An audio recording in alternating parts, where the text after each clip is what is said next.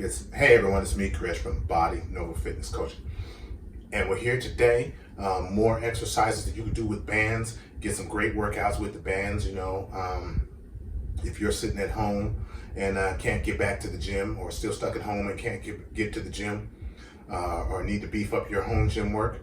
I've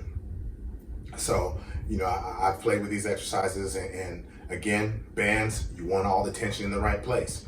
You don't want if you're doing a squat, you don't want all the tension at the top and nothing down at the bottom. You're not working hard, and same goes for some of these other exercises. So starting with that, there's with the squats, and you can use these bands and you can simulate this front squat or a zercher. It's like a zercher squat where you're holding the weight right here. But between that and a front squat, it's either the weight down here in the crook of your elbow or it's on top of your shoulders here, and you're holding that up however that you can. But either way that it goes, with this one, because I still want a lot of tension at the bottom, I actually stand on top of weight plates. And so the band has a little bit of stretch just to get into this position. And then as I get up, I'm really conscious to try to hold those elbows up a little bit and keep it the same position there and not try to drop them to relieve tension when I'm down, when it's the tough part, and try to add the tension there. I want to have tension as even as possible, and because this weight's in front of you, it shifts your center of gravity more in front of you, and you're going to work your quads a little bit more, okay? All right, so secondly, there's a deadlift, and you can do all kinds of deadlifts. You can do one that makes it simulate a stiff-legged deadlift, a sumo deadlift by grabbing the band in the middle and pulling up. You can simulate a snatch grip deadlift by going wider and lower down on the band. It's all about making sure you get that hip hinge and getting that tension just right. And I would alter this. I like to alter this by moving my feet a little further apart so I can get it just right, where I got just enough tension, and making sure that you maintain good form by holding onto the band. And so that's one of the real important things with the deadlift.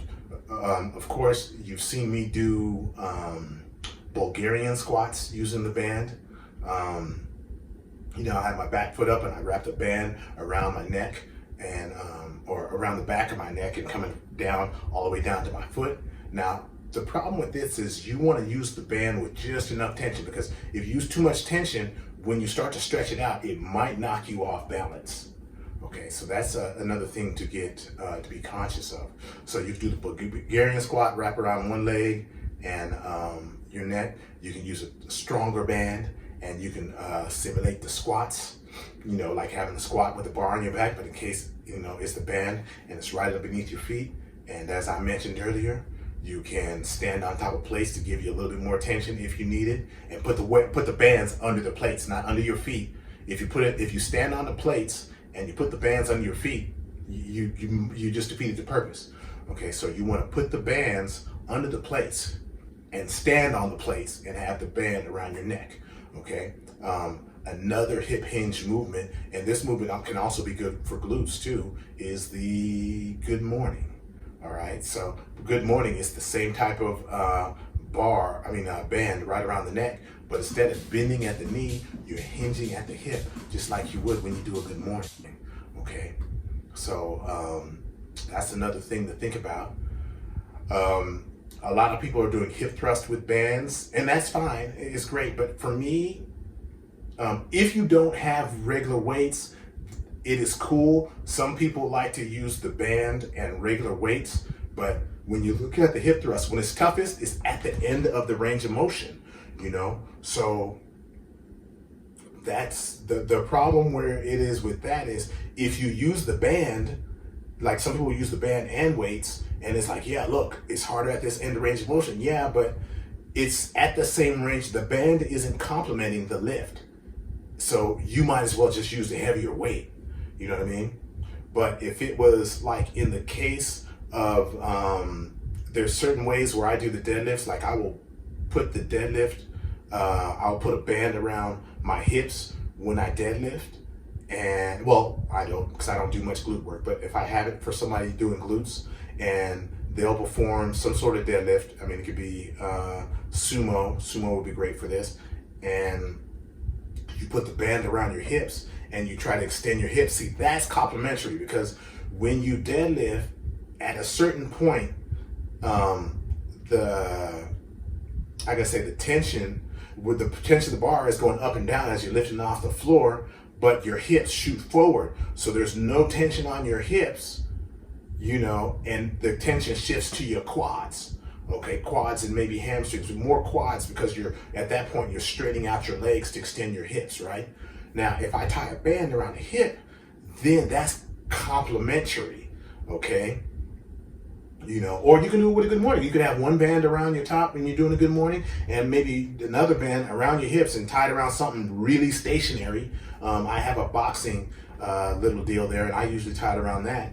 And you can have tension on different areas in the strength curve, and that would actually be useful, especially if you're trying to get glutes. You probably will hit that set, and your glutes will probably be still burning, you know, before you hit your next set, because you've given it tension in a way that it's not used to. But anyway, moving on, you have leg extension and leg curls, and this is another one of the reasons why I have shorter bands, because I can tie one band around my foot, you know, and my non-working leg, and another one around my working leg. As you see me here, I'm doing the leg extensions, and now with the leg curls, okay, you can see how I'm tying it. I'm using my opposite leg to anchor the one end of the band down, and then use, while I'm working, the other side, and then I just switch positions. And there it is. That's pretty much a complete leg workout.